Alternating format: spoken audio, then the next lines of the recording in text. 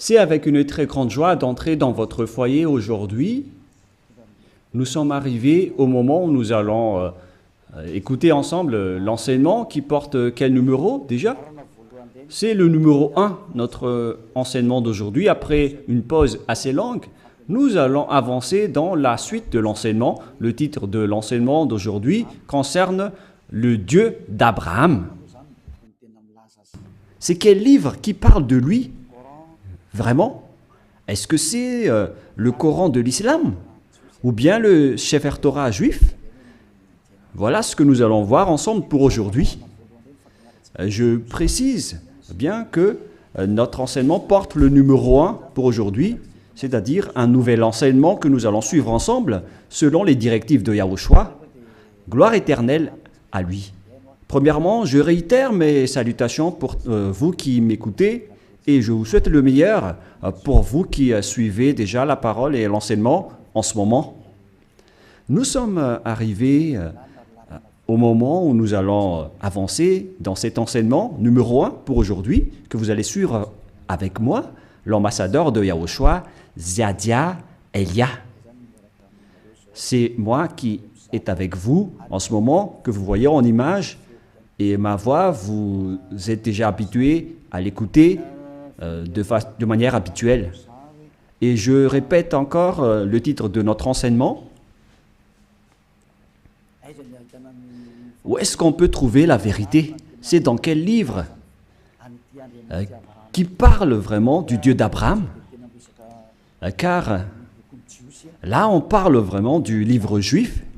Pourquoi je parle du livre juif qu'on appelle le Sefer Torah? Et il y a aussi le livre du Coran. Pourquoi Elia parle du livre juif, du Sefer Torah, ainsi que du Coran? Car chacun parle du Dieu d'Abraham, chacun des deux livres, alors que chacun aussi a sa version et leur langage. Et on parle de versions tout à fait opposées, deux versions diamétralement opposées, qu'on peut dire qui sont vraiment opposées avec aucune liaison.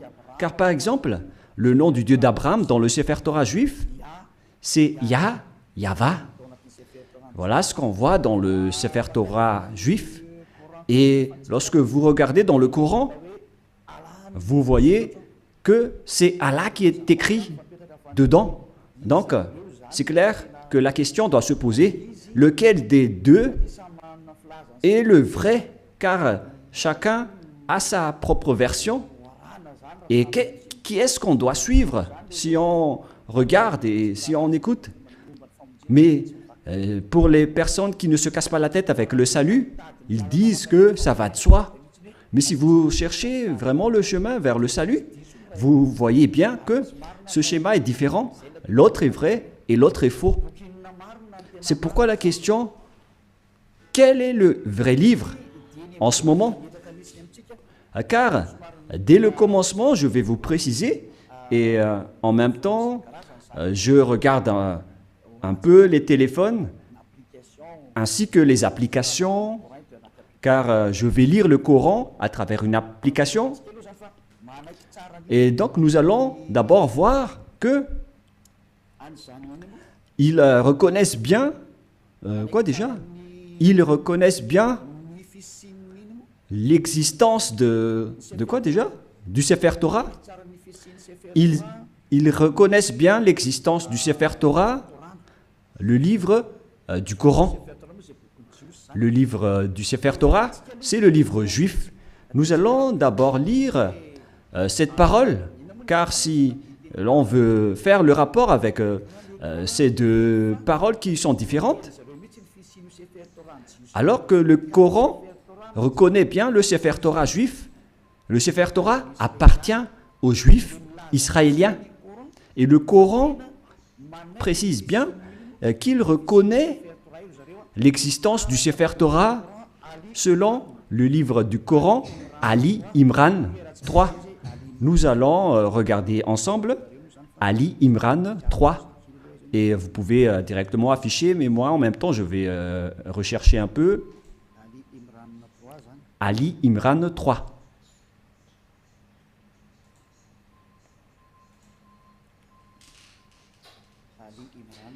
Ali Imran, que vous pouvez déjà afficher, car là, je l'ai retrouvé. Le voilà. Ali Imran 3. Et nous regardons ensemble vers l'écran. Il y a donc une langue arabe et après, il y a la traduction. Il a fait descendre sur toi le livre avec la vérité. Confirmant le livre descendu. Et il fit descendre la Torah et l'Évangile, ce qui prouve que l'islam reconnaît bien que ce sont eux qui ont fait entrer la Torah ainsi que l'Évangile dans le verset 2, à l'Imran verset 2. Voilà ce qui est dit. Allah, pas de divinité à part lui. C'est-à-dire qu'il n'y a pas aucun Dieu à part lui, le vivant, celui qui subsiste par lui-même.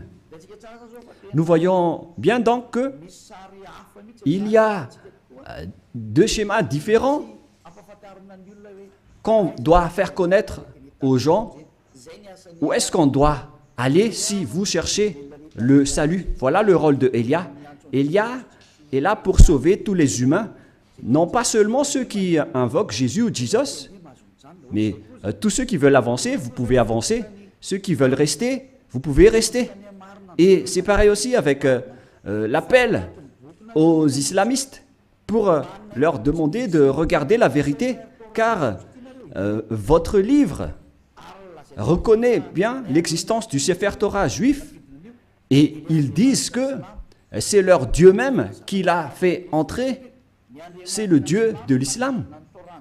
C'est vraiment grandiose ce qu'il dit en disant que c'est le Dieu de l'islam qui a fait entrer le Sefer Torah juif ainsi que l'Évangile, le Nouveau Testament, dans lequel il y a l'histoire du Fils de Dieu qui figure dans la Sainte Écriture juive, que les islamistes ne reconnaissent pas du tout en disant que le Fils de Dieu n'existe pas car Dieu n'a pas du tout enfanté. Voilà un autre problème, c'est-à-dire qu'il y a un schéma étrange concernant cette parole de Dieu qui vraiment possède la vérité. Et donc, nous allons suivre le titre qui raconte vraiment ce Dieu et qui a vraiment la vérité. Est-ce que c'est dans le Coran de l'islam ou c'est dans le Sefer Torah juif? Car ce sont les deux schémas opposants et qu'on doit confronter. Ce n'est pas qu'on va faire combattre le livre, mais on doit regarder la vérité à travers la parole. Et donc c'est clair que le Dieu de l'islam, selon eux, c'est lui qui a donné le Torah ainsi que le Nouveau Testament, la bonne nouvelle dans l'Évangile où il y a Yahushua, mais qu'ils ont changé au nom de Isha. Et les faux chrétiens l'ont changé en Jésus ou Jesus. Et certains nous demandent, est-ce que vous êtes chrétien? Moi, je réponds directement, nous ne sommes pas chrétiens. Car le Christ, plusieurs gens l'ont déjà changé en autre sens. Élia n'est pas chrétien. Élia suit Yahushua qui est l'élu. C'est celui que je suis. Voilà. Mais le Christ, le nom du Christ est déjà détruit. Et nous, on n'entre plus dans ce genre de choses étranges. Mais le vrai, le bien et le pur, c'est de suivre Yahushua, l'élu. Nous allons encore entrer dans ce sujet prochainement, mais on va dire d'abord que le livre de l'islam reconnaît Yahushua, mais ils ont juste changé son nom en Isha. Nous allons voir ça après. Mais dès le commencement, on voit bien que le Coran, ils reconnaissent bien le Sefer Torah juif. On parle ici du livre du Coran de l'islam. Donc là, c'est clair. Nous allons encore rajouter un autre verset. On va rajouter pour que ça soit bien complet dans vos écrits, nous allons encore lire dans le livre de Al-Maïda, qui s'écrit Al-Maïda. Al-Maïda 44. Nous allons aussi lire Al-Maïda 44, que je vais encore rechercher un peu.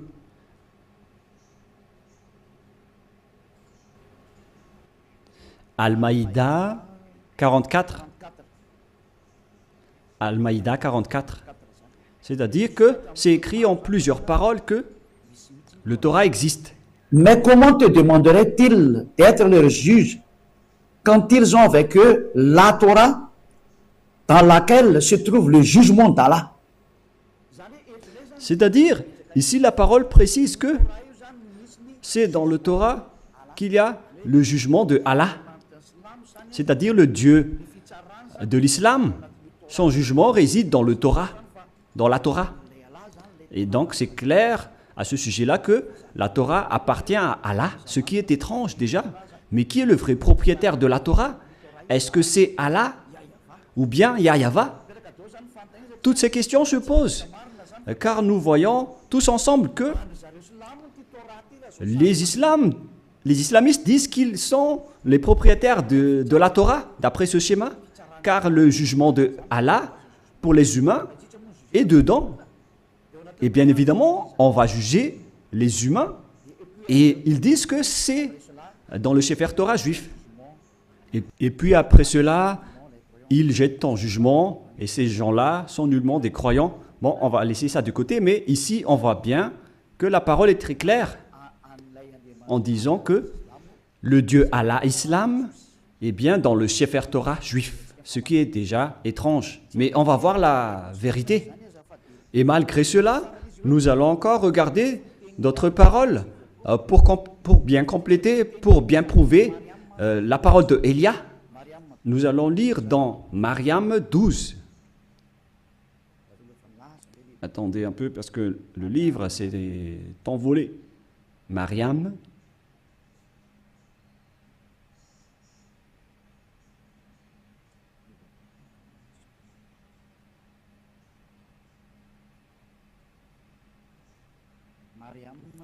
Mariam 12.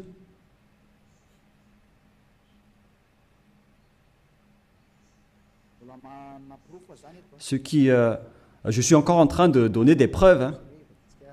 Allez-y, affichez pour qu'on le lit, les techniciens.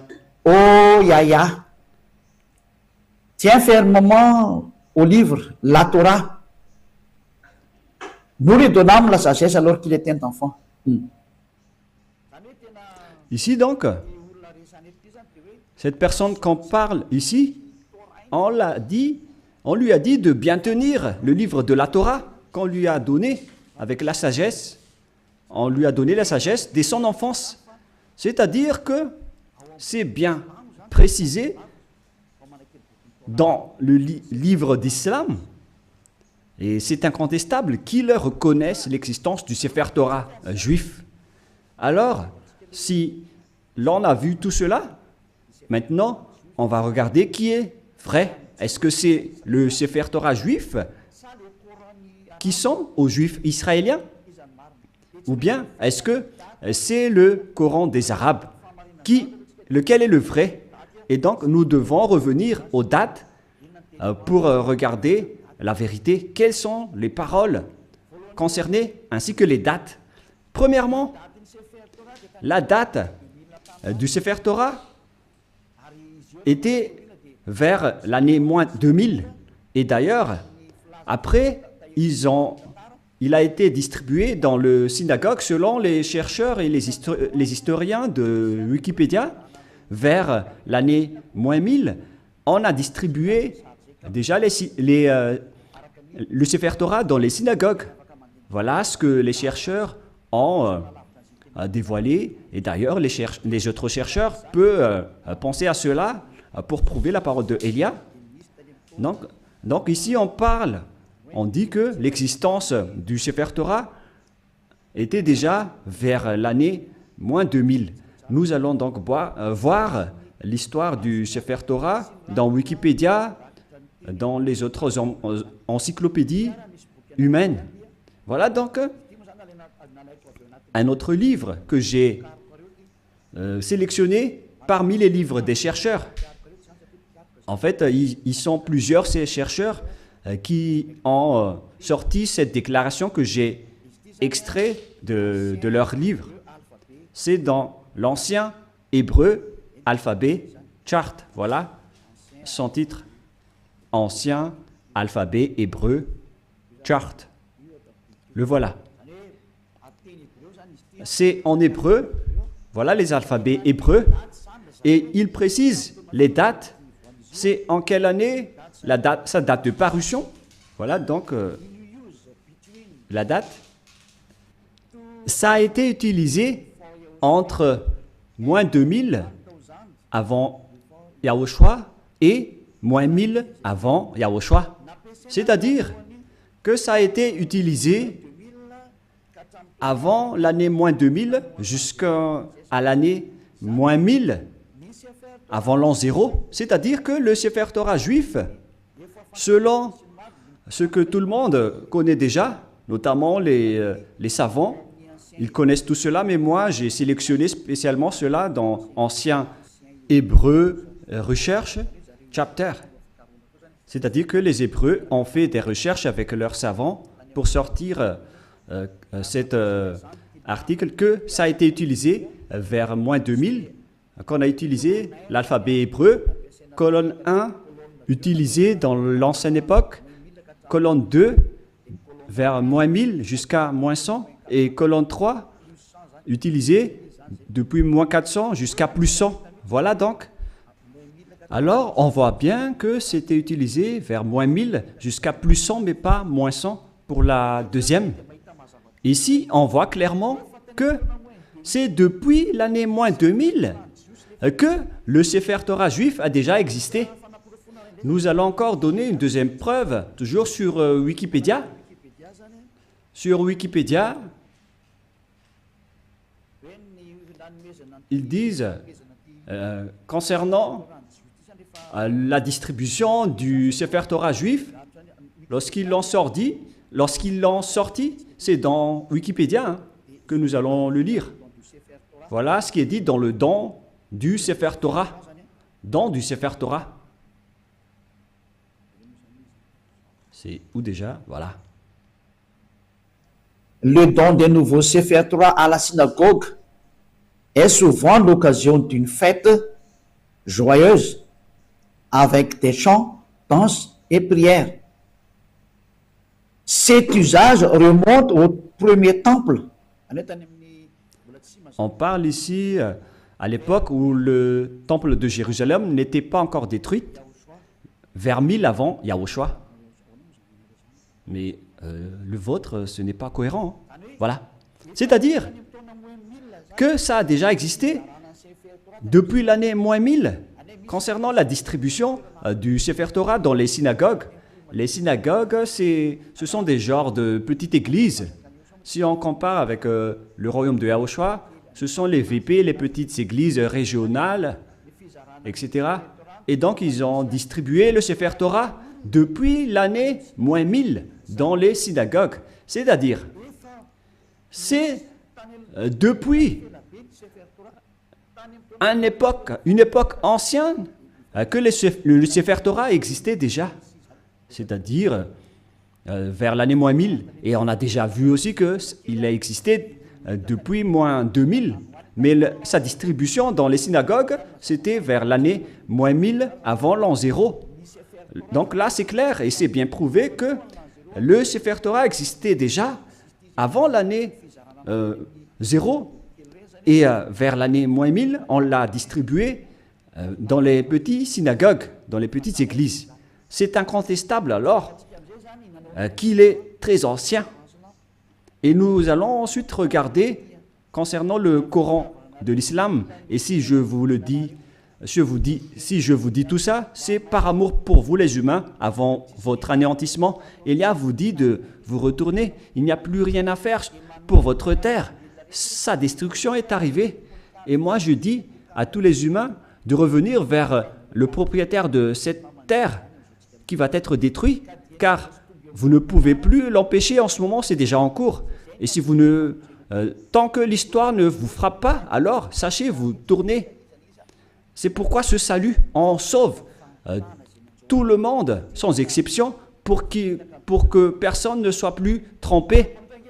Car les pécheurs ont été tous trempés. Et on est en train de sauver les pécheurs pour que vous ne péchez plus. Et les gens qui sont avec Élia ne pêchent plus. Est-ce que vous ne désirez pas ça? L'objectif de prier, c'est de ne plus pécher. Mais si vous êtes encore pécheur, n'espérez pas d'aller vers le Dieu d'Abraham. Les pécheurs n'iront jamais auprès du Dieu d'Abraham. Vous êtes en train d'être baratiné par les gens. Vous seriez perdu en enfer et dans le lac du feu. Voilà votre finalité. Alors faites bien attention. Et là, maintenant, on va voir à quel moment le Coran de l'islam a existé. Toujours dans le livre du Coran que nous allons prendre sur Wikipédia, date de parution. Le livre de l'islam a été proclamé vers l'année plus 612. Plus 610 jusqu'à 632. Proclamé de 612 jusqu'à 632. Et il y avait eu une autre édition après 632, 634, etc. C'est-à-dire qu'il a existé aux alentours de l'année 612 concernant l'existence du Coran de l'islam. Ce n'est pas le Coran juif, mais c'est le Coran de l'islam, c'est-à-dire aux musulmans. Donc, il s'agit d'un livre récent qui est différent du livre juif. C'est vraiment un livre différent. C'est pourquoi le nom de leur Dieu n'est pas pareil que le nom du Dieu juif. Le nom du Dieu juif qui est Yahva et le nom du Dieu de l'islam c'est Allah. Alors lequel on doit choisir? Car chacun dit qu'il connaît la Torah. Et si vous avez vu cette date, bon, donc moi je vais bien le montrer pour démontrer l'originalité de l'histoire du Coran. Et il y a encore plusieurs histoires, mais on va voir un peu en bas les paroles divines, les créations musulmanes, etc. Et ici on voit en bas la date de parution que je vous ai montré tout à l'heure, date de parution proclamée de 610 à 612 jusqu'à 632, c'est-à-dire vers l'année 610, voilà l'existence du Coran. C'est incontestable, tout le monde le connaît. La question qui se pose, si on veut regarder la vérité sans favoritisme, si on veut voir la vérité sans favoritisme, qu'est-ce qu'on doit suivre? Qui est-ce qu'on doit suivre? Car les deux livres parlent du Dieu d'Abraham et ils reconnaissent tous le Dieu d'Abraham. Et lorsqu'on a regardé les dates, la date du Sefer Torah était vers l'année moins 2000, son existence. Et vers l'année moins 1000, sur Wikipédia, c'est prouvé qu'il a été distribué le Sefer Torah, on l'a distribué dans les petites synagogues. C'est-à-dire qu'il s'agit d'un livre très ancien, le Sefer Torah. C'est lui qui a conservé les anciennes paroles. Et donc, si on regarde bien, qu'est-ce qu'on doit prendre? Est-ce que vous allez prendre le livre qui était né vers plus 600 de l'islam? Est-ce que c'est là qu'on doit voir la vérité sur le Dieu d'Abraham, ou bien vers celui qui était vers moins 2000, et sans hésitation, sans favoritisme, tout le monde doit dire qu'on doit voir dans le livre qui existait vers moins 2000, qui a conservé toute la vérité. Voilà la vérité. Lorsque vous regardez l'originalité, il faut regarder le plus ancien. Si l'on prend l'exemple d'un problème foncier, on doit avoir la source de la situation juridique au tribunal, on doit voir l'authenticité, le plus authentique, le plus ancien. Et donc, c'est clair que c'est celui qui possède le plus ancien dossier qui est le propriétaire du terrain, mais pas celui qui est venu récemment. Voilà donc pour prouver la vérité qui est incontestable, même pas un tout petit peu. Voilà la question qui se pose. Qui a eu tort? Et nous allons d'abord préciser ce schéma qui est en cours. Et qui a écrit le livre du Sefer Torah d'abord? Car nous voyons bien que celui qui a écrit le livre du Coran, c'est un arabe. Et il ne peut pas nier cela. Mais celui qui a écrit le Sefer Torah juif, c'est Moshe. C'est Moshe qui l'a écrit. Et c'est justement ça qu'on va regarder en disant, est-ce que le Coran reconnaît Moshe et accepte Moshe? Voilà ce qu'on va regarder. Allons-y. Il accepte Moshe. Il accepte Moshe car c'est Moshe qui l'a écrit. C'est dans Exode 24. Quel verset déjà?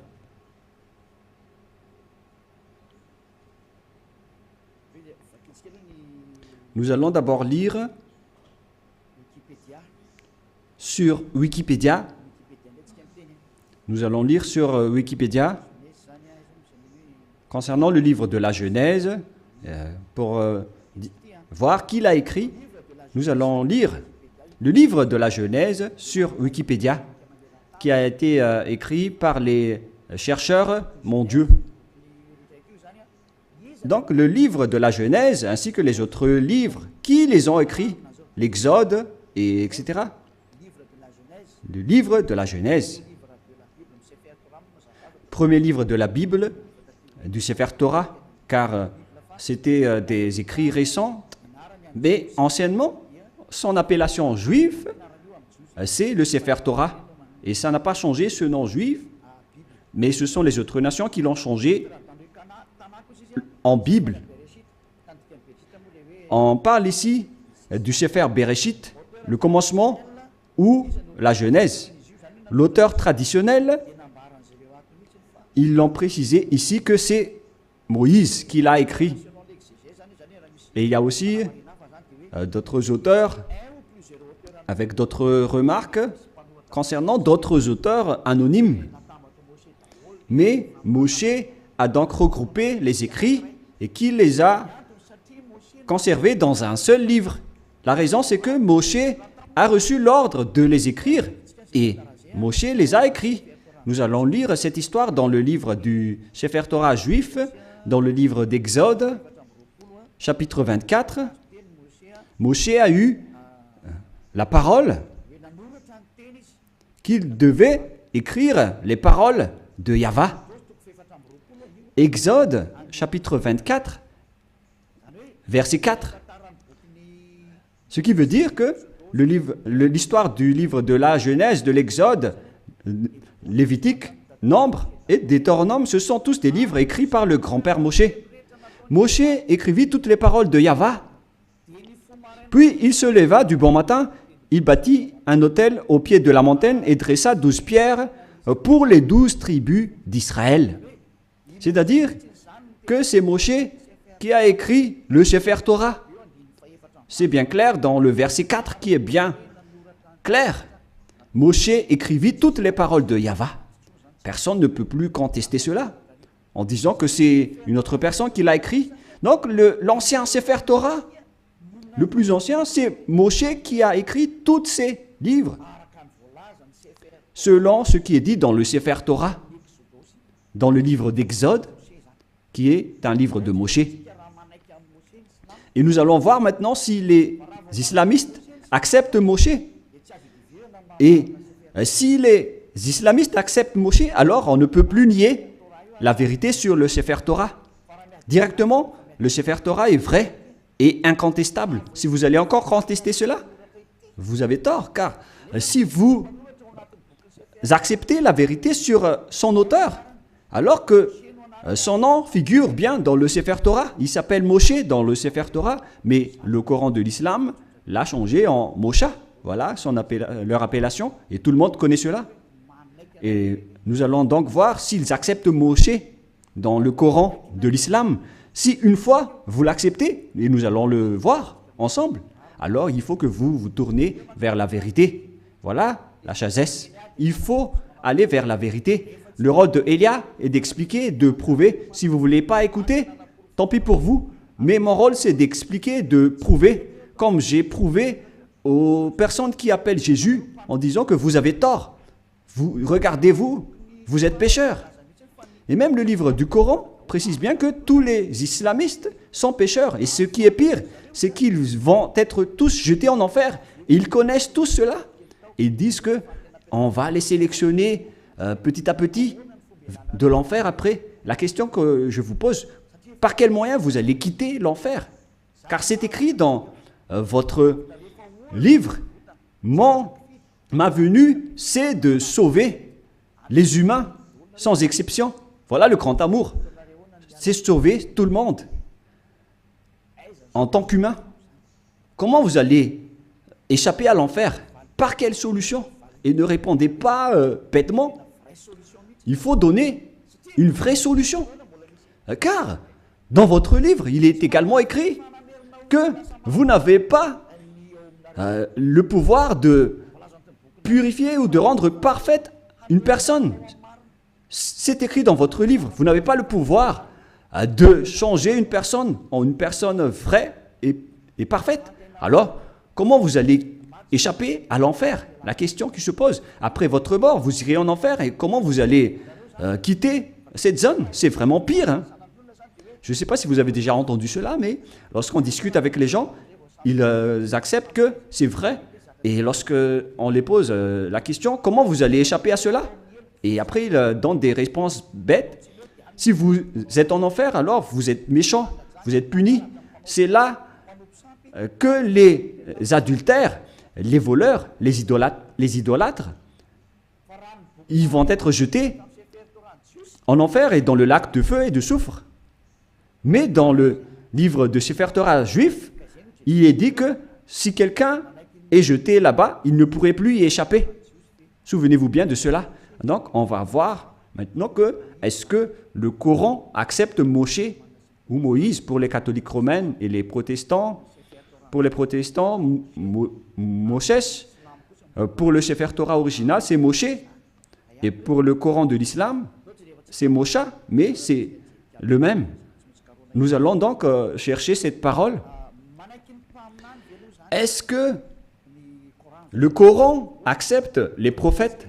Voilà ce qu'on va lire en premier. Et nous allons bien lire que les islamistes acceptent les prophètes dans le livre d'Al-Baqarah 39.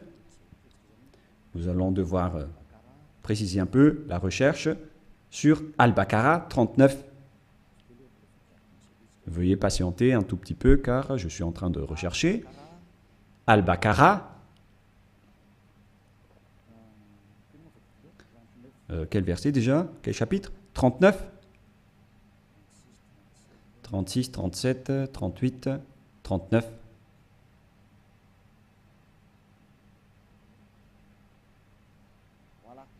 Voilà. Al-Baqarah 39, le voilà.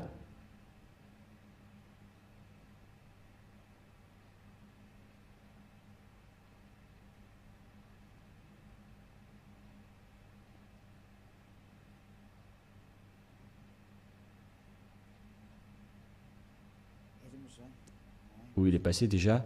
Voilà. Nous allons lire à partir du verset 38 et 39. Nous dîmes, descendez d'ici, vous tous, toutes les fois que je vous enverrai un guide, c'est-à-dire lorsqu'ils vont envoyer un guide parmi vous pour vous guider, celui qui vont les suivre n'auront pas de crainte ou de terreur, etc. Voilà. Verset 39. Et ceux qui ne croient pas à nos messagers, quiconque ne croit pas à nos messagers, c'est-à-dire leurs prophètes, et traitent de mensonges nos révélations. C'est-à-dire que c'est de la mensonge qu'ils ont transmis aux messagers. Ce sont des gens du feu, ceux qui contredisent nos prophètes, où ils demeureront éternellement. Donc, s'ils n'acceptent pas les prophètes, la parole des prophètes, vous allez être mort en enfer à jamais. C'est-à-dire qu'on doit accepter les paroles des prophètes. Alors, on sait bien tous qu'il n'y a pas de prophète plus ancien que Moshe, notamment en termes de prophète israélien. Et nous allons voir à propos de ce schéma. Voilà, premièrement. Et nous allons encore regarder dans Al-Baqarah 98. Al-Baqarah 98, qu'est-ce qui est dit ici? Nous allons avancer petit à petit. Voilà. Al-Baqarah 98. Al-Baqarah, voilà. 98. Dit, quiconque est ennemi d'Allah, il s'agit de leur Dieu, de ses anges et de ses messagers, jusqu'à ses messagers, de Gabriel et de Michaël. Vous voyez bien qu'il y a le terme Gabriel et Michaël qui se trouve dans le livre de Sefer Torah également. Allah sera son ennemi, c'est-à-dire que Allah sera leur ennemi, car Allah, le Dieu de l'islam, il est l'ennemi des infidèles. C'est-à-dire, on doit accepter les paroles des messagers ou des prophètes, sinon vous serez un ennemi de ce Dieu. C'est clair alors qu'on va voir que est-ce que Moshe est un prophète dans le livre du Coran? Mais si Moshe est un prophète, alors les paroles de Moshe doivent être acceptées par les islamistes, car Moshe est le premier prophète. Et eux, ils reconnaissent le livre de la Torah. Et Moshe se trouve dans la Torah et pas ailleurs. Nous allons également voir une autre parole, toujours dans Al-Baqarah, mais dans le chapitre 253. C'est un peu loin, ce chapitre 253. C'est encore loin.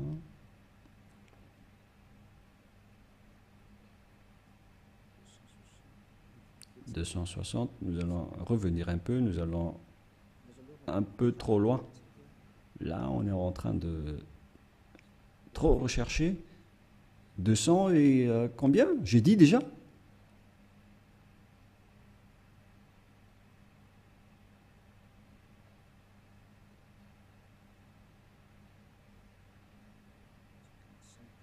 55, 54, 53, voilà. Écoutez bien ceci. Parmi ces messagers, nous avons favorisé certains par rapport à d'autres. Il en est à qui Allah a parlé.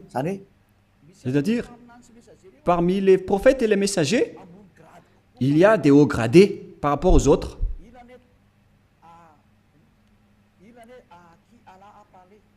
Il en est à qui Allah a parlé.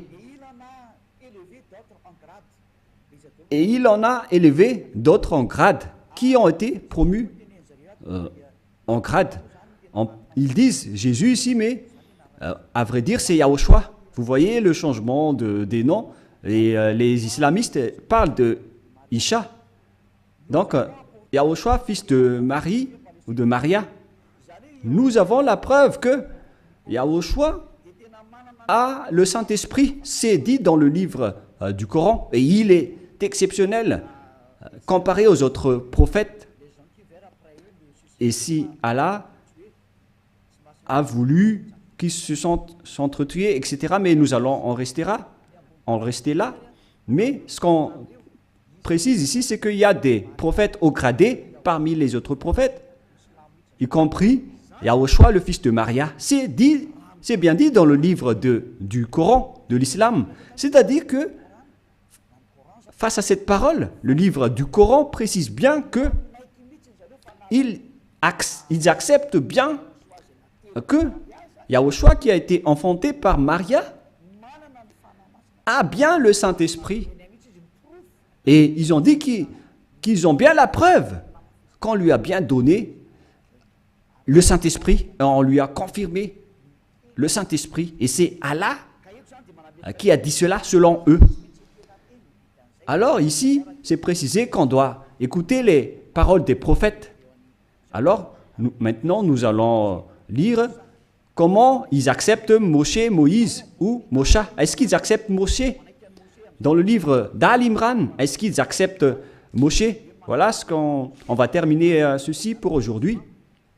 Est-ce que le Coran de l'islam accepte Moshe?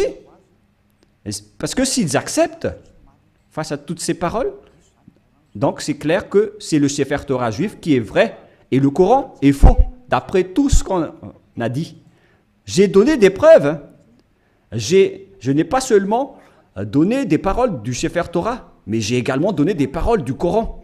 Comme ça, vous voyez bien que je n'ai pas fait du favoritisme, car chacun a dit sa version, et à vous de connaître lequel doit-on suivre. Et donc, le livre de Al-Miran 84 précise aussi, et je précise aussi que c'est de l'amour, tout ce que je suis en train de vous parler, pour que vous ne soyez pas jetés en enfer, au cas où vous allez être en difficulté avec le danger que vous allez subir. J'ai dit Al-Imran 84, voilà. Allons-y. Dit Al-Imran 84. Nous croyons en Allah, à ce qu'on a fait descendre sur nous. On parle ici des islamistes. À ce qu'on a fait descendre sur Abraham, en Ismaël, en Isaac. Tous ces noms figurent dans le livre du Sefer Torah, hein, en Jacob et sa tribu. On voit bien l'histoire de cette tribu dans le livre du Sefer Torah juif et de ce qui a été porté par Moïse. Moïse, et donc ici c'est le porte-parole et le prophète, et on va dire Yahushua directement. Et ici donc, on précise bien que les islamistes croient à tous les prophètes jusqu'à Jésus, Isha, c'est-à-dire Yahushua, en vrai. Depuis Moshe ou Moïse, ils acceptent tous les prophètes. C'est clair alors que le Coran ne peut pas dire qu'il nie Moshe. C'est pas vrai. On le nie carrément, car nous l'avons bien tous vu ensemble. Élia n'a rien inventé. Élia n'a rien inventé. C'est le salut. Le danger arrive sur votre terre. C'est le devoir de Élia de vous sauver. Mais si vous ne voulez pas être sauvé, vous avez déjà écouté, tant pis pour vous. Mais j'espère que vous allez être sauvés. Nous allons encore voir une autre parole dans Mariam 51. Où se trouve le livre de Mariam 51.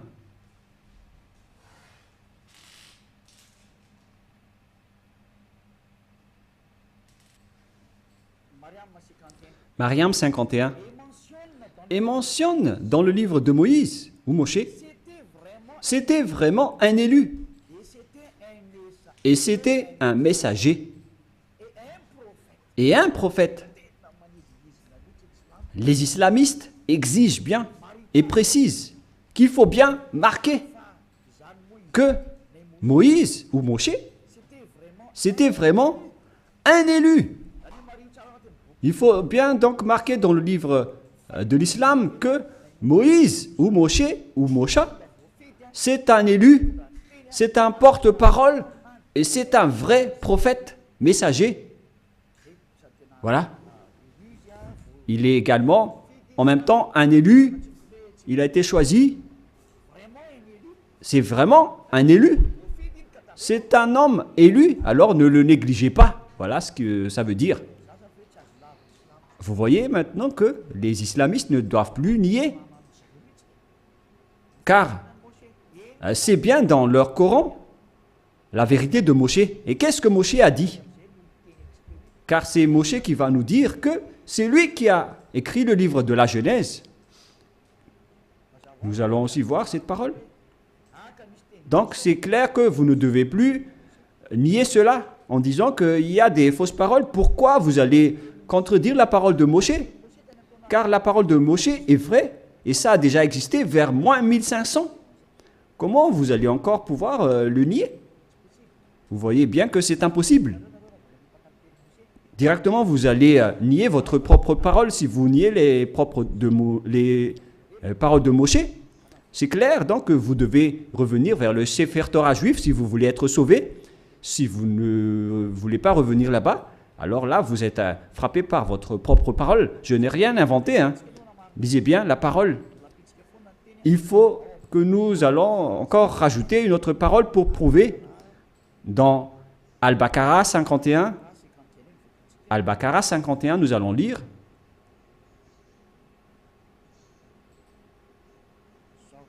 Voilà. Al-Baqarah 51. Et rappelez-vous, lorsque nous donnâmes rendez-vous à Moïse pendant 48 Et rappelez-vous que lorsque nous avons donné rendez-vous à Moshe pendant 40 nuits, lorsqu'il était allé sur la montagne, puis en son absence, vous avez pris le veau. Il se tourne ici vers les Israéliens que, en l'absence de Moshe, vous avez pris le veau pour idole, c'est-à-dire un statut idole, et vous étiez injuste à l'égard de vous-même en adorant autre qu'Allah. Et donc, vous avez adoré un bœuf qui est injuste devant le Dieu de l'islam qu'ils appellent Allah. Vous voyez bien qu'on parle ici d'un sujet juif.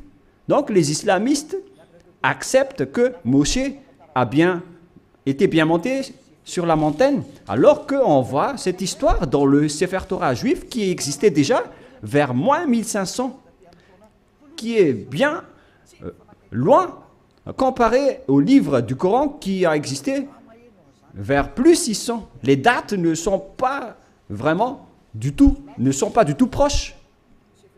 Et si on écoute tout cela, on doit bien penser, est-ce que on doit nier encore le Sefer Torah juif et pour confirmer que les paroles de Moshe sont incontestables?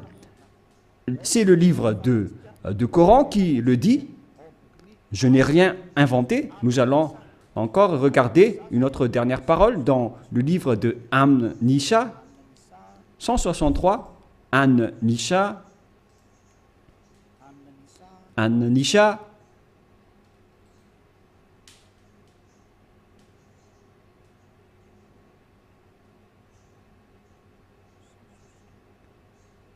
162.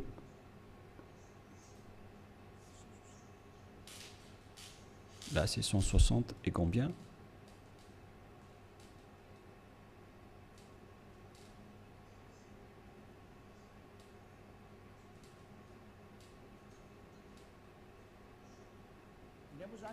Ici, donc, tous les prophètes sont concernés. Nous t'avons fait une révélation. Comme film à Noé, nous t'avons fait une révélation, comme à l'époque de Noé. Noé, on sait tous qu'il existe dans le Sefer Torah juif, à tous les prophètes. Nous allons faire une révélation en Abraham, en Ismaël, à Isaac, en Jacob, ainsi à toutes les tribus, jusqu'à Yahushua, Job, Jonah, Aaron, jusqu'à Solomon. Et nous avons donné le Zabour à David. Le Zabour, c'est le livre de psaumes. C'est-à-dire que même le Coran de l'islam reconnaît et accepte le Zabour ou psaume. Z-A-B-O-U-R. Les islamistes acceptent le livre de Solomon, le livre d'Aaron, le livre de Jonas, prophète, le livre de Job, le livre de Yahushua. Alors que toutes ces histoires, on les voit dans le Sefer Torah juif vers l'année moins 2000, jusqu'à moins 1500. On a vu jusqu'à moins 1000. On a vu toute cette histoire. Donc, le Coran de l'islam accepte le Sefer Torah juif. Qu'est-ce qui est dit par le grand prophète dedans? L'élu qui n'est autre que Moshe. Moshe a dit que c'est moi qui ai écrit le livre du Sefer Torah. Et nous allons revenir à ce que je vous ai donné tout à l'heure dans Exode 24, 4. Moshe dit ici dans Exode 24, 4. Moshe écrivit toutes les paroles de Yahva. Celui qui est invoqué par Moshe dans le Sefer Torah, c'est Yahva, mais pas Allah. Voilà une première erreur. Car Moshe existait déjà vers l'année 1500, qui est déjà très ancien. Je n'ai pas encore donné la date de naissance et d'apparition de Moshe. Et dans ce livre, tout le monde le connaît. Ce n'est pas une nouvelle chose pour vous. Voilà donc l'histoire de Moshe, le Moïse historique comme titre. On parle de l'histoire de Moshe selon les chercheurs. Par conséquent, nous allons lire directement. Moïse, selon la Torah, a vécu 120 ans. Serait né en 1560 avant l'ère commune et serait mort en 1440, c'est-à-dire vers l'année moins 1500 que Moshe a existé selon l'histoire des chercheurs. Nous n'allons pas chercher et approfondir à ce sujet, mais si on va faire la recherche, on va trouver cette date de moins 1500. Et si vous allez dire, est-ce que vous avez déjà fait la recherche? Oui, mais c'est une longue histoire que nous n'allons plus y revenir. Mais là, on voit bien que Moshe était déjà né avant tous les prophètes arabes, car selon eux, c'est dans le Sefer Torah que tout a été dit. Et le Sefer Torah a été écrit par Moshe. Et lorsque Moshe l'a écrit, il a dit, vous ne pouvez pas ajouter ou retrancher les paroles. Faites attention car ce sont les ordonnances de votre Dieu, le Dieu des Juifs. Et le Dieu de Moshe, il a bien expliqué que le Dieu de Moshe, vers moins 1500, et le Dieu d'Abraham, vers moins 2000, c'est bien clair que leur Dieu, c'est Yahva, qui est écrit dans le Sefer Torah.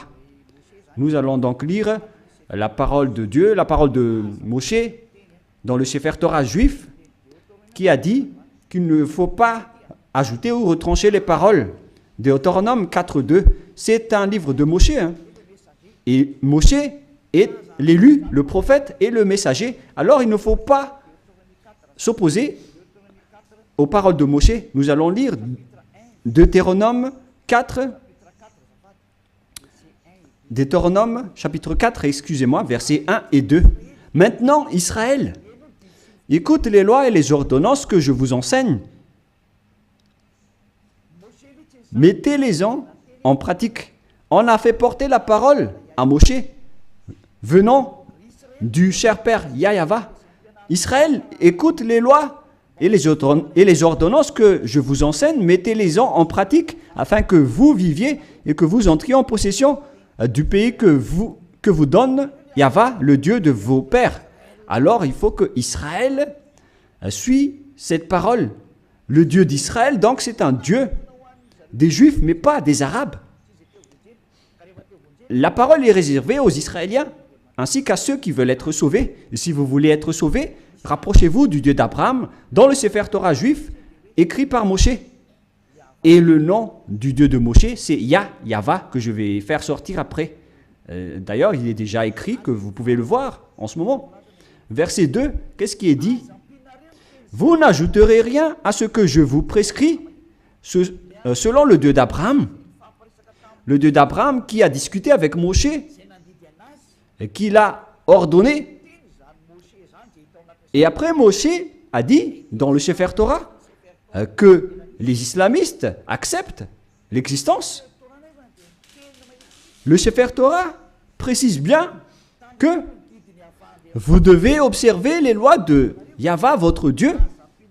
Et donc, vous n'ajouterez rien. Et vous n'en retranchez rien aux paroles. Voilà ce qui est dit par le Dieu de Moshe. C'est-à-dire que toutes les paroles écrites par Moshe depuis le livre de la Genèse. Et après, il a organisé l'écriture jusqu'à la fin du livre de Deutéronome. Les paroles de Moshe sont bien directes. Vous n'ajouterez rien et vous n'en retranchez rien. Alors, vous ne pouvez pas dire que c'est un livre ancien et obsolète qu'on ne doit plus écouter, ou que c'est un ancien prophète qu'on ne doit plus écouter. Sachez qu'il est interdit par la parole du Dieu qui a discuté avec Moshe dans le Sefer Torah juif. Il a dit, ne rajoutez rien et ne retranchez rien. Donc, tous ceux qui ont changé le Sefer Torah juif ont tous tort. Ceux qui ont changé ce livre sont coupables devant ce Dieu de Moshe, car il ne faut rien rajouter ou retrancher aux paroles. Alors que chacun réfléchisse. Qui a fait l'erreur? Qui a fait la faute? Ce n'est pas du tout Élia. Je vous ai donné la preuve. Et que chacun regarde et lit et écoute qui a eu tort. Et si les jugements se déroulent parfaitement, on a tous vu que celui qui a changé le Sefer Torah juif aura tort. Car c'est Moshe qui a précisé qu'on ne peut ni rajouter ni retrancher les paroles qui sont dedans. Car ce sont les lois de Dieu, les lois de Yahva qui a envoyé Moshe vers l'année 1500. Il est le plus ancien des prophètes. Et il a écrit le Sefer Torah directement. Et ce prophète a dit qu'il ne faut pas ajouter ni retrancher mes paroles selon le Dieu d'Abraham. Car si vous allez faire ça, vous allez être en conflit avec lui. C'est interdit pour vous de faire cela. Alors que chacun réfléchisse pour ceux qui l'ont changé. Et je vais confirmer la parole de Moshe. Moshe a encore dit que vous devez uniquement écouter les paroles des prophètes israéliens. C'est également ces paroles.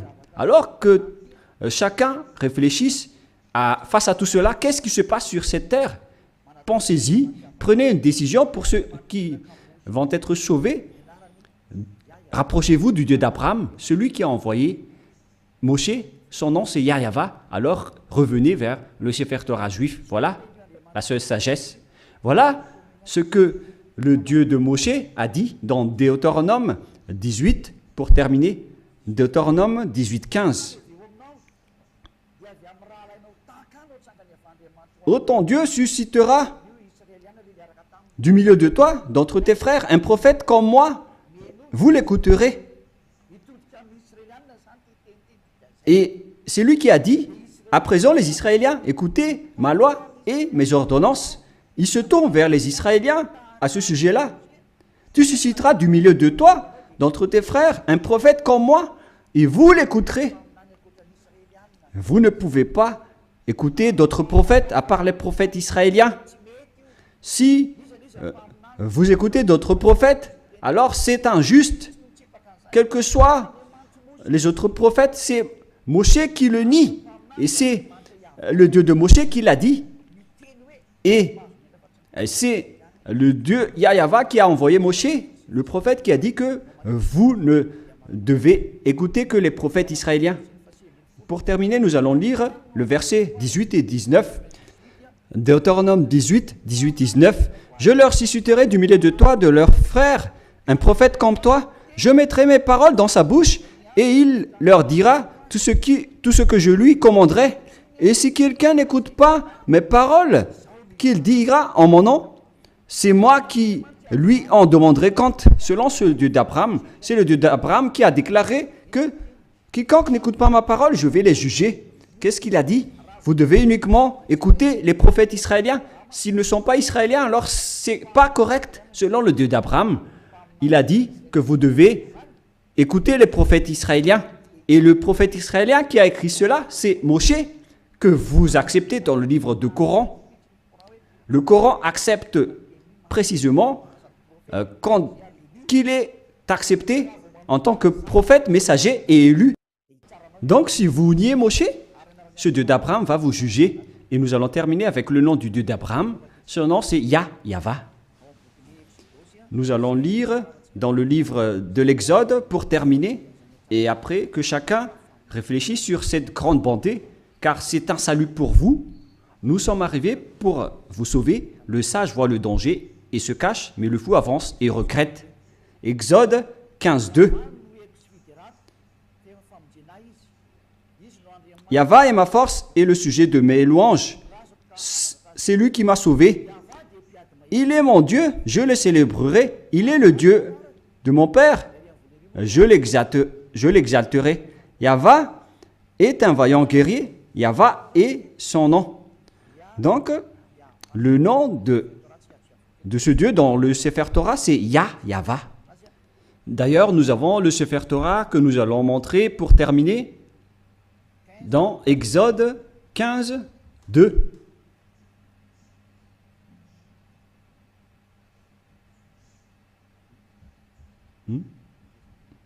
Qu'est-ce qui se passe? Exode 15, nous allons lire Exode 15. Voilà. Exode 15, 2. En hébreu, il est dit ici que Avzi Vzimrat Yah. Yah, c'est le nom de Dieu. Vaili, Ilishua, Evanvehu, Elohe, Ali, Varuminu. C'est Yah qui est son nom depuis le début. Et deuxièmement, Yahva, Ishmishchama, Yahva Shmo. Alors, ça veut dire Yahva, mais ils n'ont pas complété la parole, mais je l'ai déjà enseigné. Mais maintenant, nous allons revenir avec la version française, parce que là, c'est en hébreu qu'on ne peut pas comprendre. C'est dans Exode 15, 3. Yahva est un vaillant guerrier. Yahva est son nom. Et le nom du Dieu invoqué par Abraham et par Moshe dans le Sefer Torah juif, que le Coran accepte, qui existait vers moins 2000 et moins 1500. Il précise que le nom de ce Dieu d'Abraham, qu'ils ont appelé à eux deux, Abraham et Moshe, le nom de ce Dieu, c'est Yahva. Et donc, si vous ne suivez pas cela, imaginez et pensez que vous avez fait une grosse erreur. Si vous mourrez dans cette situation, vous irez en enfer. Écoutez ma parole, c'est de l'amour, ce n'est pas de la diffamation, c'est de la preuve pour la parole. Le sage voit le danger et se cache, mais le fou avance et le regrette. J'espère que vous tous qui m'avez écouté, vous allez vous tourner vers la vérité, le Dieu d'Abraham, le Dieu de Moshe qui est incontestable. Suivez Yahva, suivez Yahushua. Écoutez la parole du Dieu d'Abraham dans le Sefer Torah juif pour votre sagesse. Nous allons prier ensemble. Merci infiniment, Père Yahva, pour toutes ces paroles. J'ai fait connaître à tout le monde entier ta vérité. Je les ai donné la preuve concernant ta vérité, ainsi que l'injustice que les gens ont pratiquée jusqu'à maintenant. Elias te demande d'ouvrir la raison des gens pour qu'ils se repentissent et pour être guéris. Montre-nous ta gloire et ta bonté, Père Yahva, car c'est le moment de donner la vérité. C'est la dernière heure, le dernier moment pour faire revenir la raison des gens, pour se tourner vers toi. Le sage voit le danger et se cache, mais le fou avance et le regrette. Père Yahva, la gloire éternelle est uniquement à toi. On va faire revenir vers toi ta gloire ton respect et ta vérité. Voilà la mission que tu as confiée à Elia. Gloire éternelle à toi, Père Yahva. Et au nom de toi, Yahushua. Alléluia. Amen. Je vous souhaite à tous d'être bénis par Yahushua et à notre prochain rendez-vous. Au revoir.